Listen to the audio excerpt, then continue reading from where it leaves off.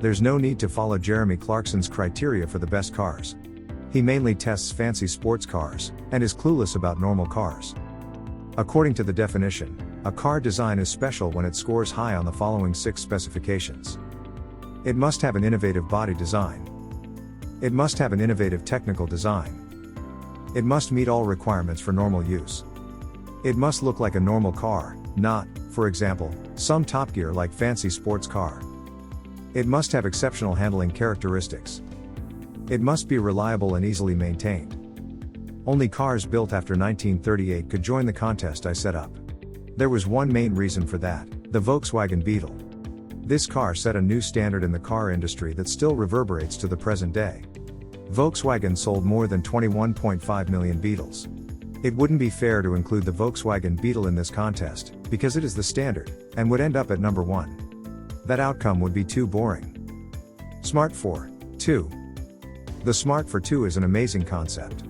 The car is only 8.85 feet long, almost half the size of a Mercedes S-Series. Smart proved that a car doesn't have to be large to safely carry 2 people to its destination. Besides transporting 2 adults, it can take a limited amount of luggage, for example, 2 shopping bags. The Smart is also available in a cabriolet version.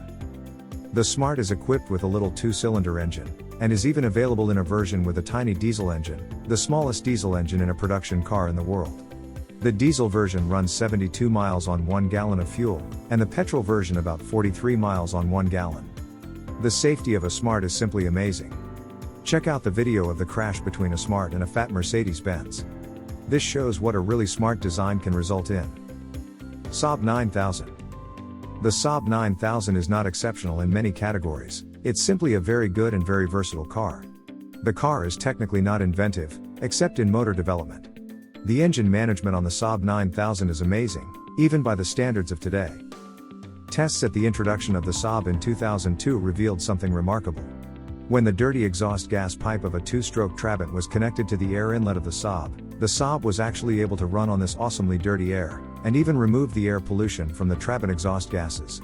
The car is very safe, and technically so reliable that it easily runs 500,000 miles without many troubles. Toyota Prius. The Toyota Prius was the first mass-produced hybrid car. That was a revolution in 1997. The Toyota Prius is not that versatile, because it is not allowed to mount a tow bar, and therefore it's impossible to pull even a small trailer. When the combustion engine is still cold, it will start regardless of whether you need it or not. The first few, cold, minutes of driving are always with the polluting engine running. The engine must be warm to act quickly as a main drive, when the situation requires this. The car has a fusiform shape to reduce wind friction as much as possible. The CD coefficient of the Prius is 0.28, and that's one of the lowest values among production cars. Citroen 2CV. The Citroen 2CV, also called Deux Chevaux or 2 horses in French, is one of the most iconic cars of the 20th century. The Deux Chevaux is a sort of cabriolet, a typical Mediterranean car, with no unnecessary luxury on board. For example, at temperatures below 23 degrees Fahrenheit, the very reliable and efficient 2-cylinder air-cooled boxer engine isn't able to heat the interior, no, not even the front window. The moist breath of the inhabitants will freeze on the inside of the windows, and leave not a single inch clear for the driver to see through. The horizontal strip that you see just beneath the front window is for fresh air ventilation. The body parts are put together by screw connections.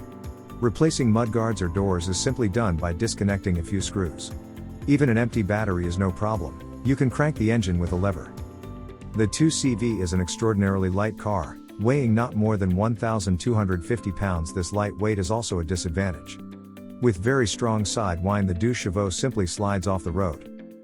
BMW 524TD. With this 6-cylinder 115 horsepower turbo diesel engine, BMW escaped in 1984 the stereotype of the slow, smoky diesel car. This BMW was the first diesel car able to keep up on the unlimited speed freeway lanes of Germany. BMW set a new standard for diesel engines for centuries to come, and is in fact today still dominant with superb engines, both diesel and petrol. With a top speed of about 110 miles per hour, this car, even by today's standards, is certainly no loser. The road holding capacities of this car are extremely good, which wasn't seen before in a diesel engine car. In fact, this car still beats most modern cars on pure driving performance. This BMW has exceptional road holding ability, thanks to its rear-wheel drive, and almost perfect 50-50 weight balance between front and rear wheels. It's a superb driving machine. Volvo 244DL. Volvo excels in building safe and reliable cars. Volvo is the inventor of the 3-point safety belt, the most important safety breakthrough in automotive history. The 3-point safety belt was first introduced in the Volvo 100 series in 1959.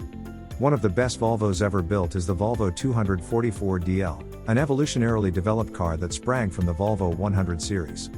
The first Volvo 244DL was produced in 1974.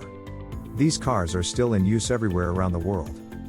The Volvo was no high flyer in either body design or technical design, but the car is beautiful in its solid simplicity.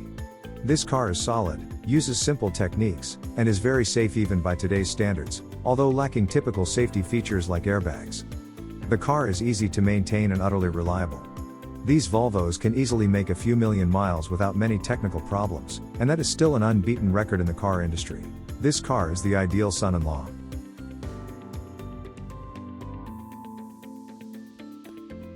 If you enjoyed this video, kindly press the like button. Also, don't forget to subscribe with notifications on, so that you don't miss out on videos like this. Thank you for watching.